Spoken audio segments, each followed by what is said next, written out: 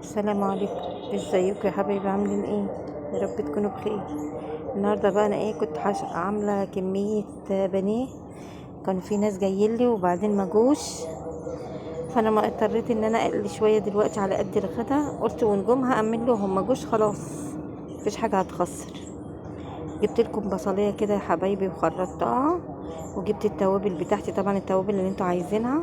انا حاطه فلفل طبعا وكمون وكزبره ناشفه وبهارات فراخ، ودعكت بيهم بالبصله جامد قوي قوي قوي كده.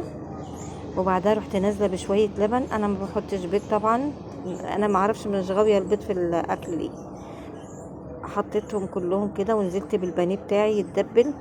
انتوا حبايبي كل ما هتقعدوه في التتبيله بتاعته كل ما هيكون اطعم. طبعا كنت عصره ليمونه وغسلاه برضو بالليمون. هي التتبيله بتخلي يعني ما بيقعد فيها بتبقى طعمه حلو جدا. وهنا حطيت دقيق بقسماط ودقيق حبه دقيق بلدي زيرو. ونزلت بقى طبعا حضرت الطبق بتاعي اللي انا هرص فيه البانيه. انا كنت بحضر على حسب ان هم جايين بقى عشان ما اعملش حاجه وحد قاعد. بضطر اللي يجي يا دوبك يبقى حاجات على السوا يعني. المهم الضيوف الدنيا مقلب ومجوش. اللهم صل وسلم وبارك على سيدنا محمد. هنا النهار رحت حاطه شويه الزيت بتوعي، قلت اقليه بقى. والعين التانية قلت هعمل مكرونه بقوطه، بس ابني انا بحبها بالثوم، بس ابني قال لي لا انا عايزها بالصلصه. عايزها انا اسفه. ابني بيحبش البصل في المكرونه. انا بحب البصل بصراحه، بس انا عملتها له عشان خاطر هو.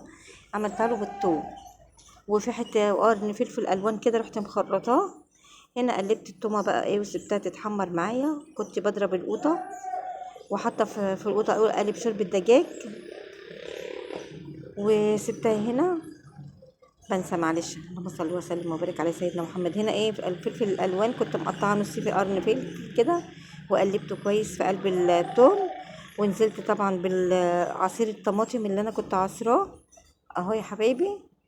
طبعا بقى بنحط الملح وحبه فلفل اسود وشعره كمون صغيره. هنا بقى انا بقى بسيبت بقى الصلصه تتسبك. وهنا بقيت احمر بقى في البانيه بتاعي. المهم كنت عامله والله كميه، بس لما لقيتهم ما جوش قلت لا حرام بدل من الحاجه ما تترمي. رحت شايلاها معموله متبله وكده. وشفت المكرونه، وطبعا جنب منها زيتون مخلل وبتاع. وبص قلبها ابيض ومستويه وجميله، ولا بيض ما عملش ولا اشتراك في القناه عملتها يعمل كده اشتراك. واقول لكم سلام، ما تنسوش تجربوها. مع السلامه.